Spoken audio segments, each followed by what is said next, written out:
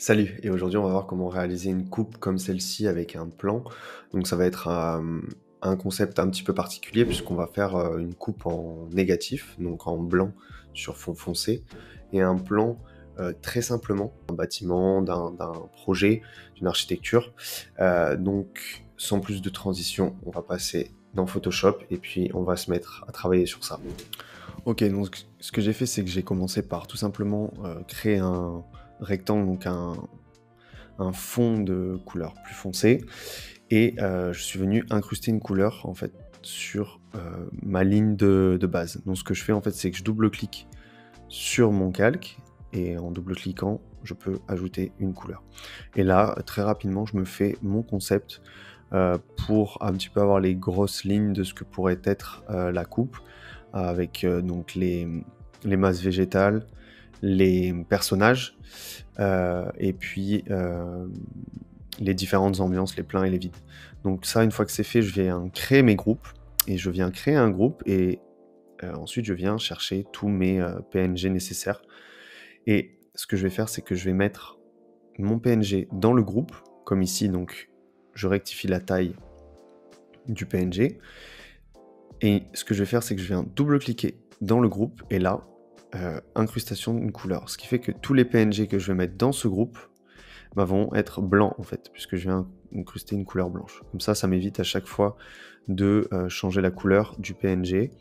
Et c'est surtout que je gagne un temps fou lorsque j'ai envie d'avoir plusieurs plantes, comme ici, de la couleur blanche. Du coup, ce que je viens de faire, c'est que je viens absolument mettre tous mes calques, et je viens ensuite détourer donc là ma base pour pouvoir par la suite ici enlever mes arbres qui sont trop bas en créant juste un masque de fusion sur mon groupe. Ça, je viens détourer, et je viens ensuite enlever mes arbres. Et là, on peut voir que, hop, il y a un élément ici qui est tout simplement enlevé, ce qui fait que mes arbres, comme ça, ils vont parfaitement matcher avec ma courbe, en fait.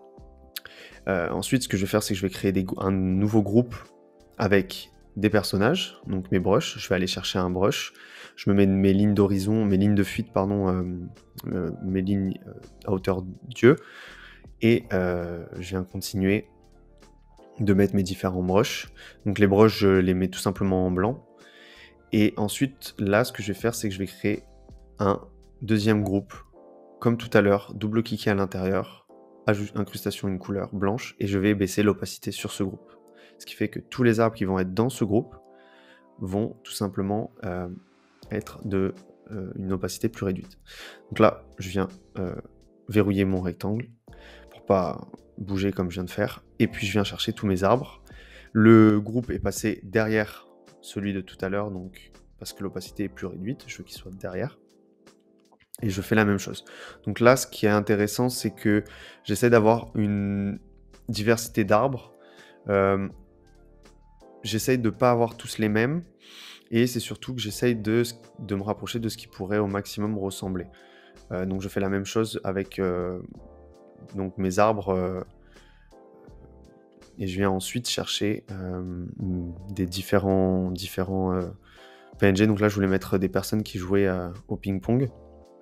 Donc je suis allé chercher des PNG d'une personne qui joue au ping-pong, et je viens retravailler rapidement ma table, en fait, pour qu'elle matche parfaitement avec la coupe. Donc là, ce qu'on peut voir, c'est qu'on a différentes ambiances d'arbres, mais on travaille avec, je crois qu'il y a 4 espèces maximum. Puis ensuite, je viens mettre de l'eau. Donc l'eau, tout simplement, comme tout à l'heure, un carré blanc, et puis ensuite, je viens brusher en haut, comme j'ai fait là, pour donner un côté un peu moins linéaire. Ensuite, je viens récupérer tous mes calques, et je viens les mettre dans un groupe, le groupe coupe. Je viens ensuite retravailler très légèrement, et je viens commencer à mettre mes lignes pour pouvoir faire mon plan. Donc là, très très simplement, j'ai fait mes lignes, je viens chercher des brushes, et ce que je vais faire, c'est que je vais ouvrir les brushes pour faire une dynamique de forme, une variation de taille, et ensuite je vais mettre un petit peu de diffusion et je vais surtout varier l'angle. Ce qui fait que quand je vais brusher, je vais avoir une taille et un angle différent. Comme ça, j'ai pas tout le temps les mêmes arbres. C'est très important d'avoir quelque chose qui se rapproche le plus de ce que pourrait être la réalité.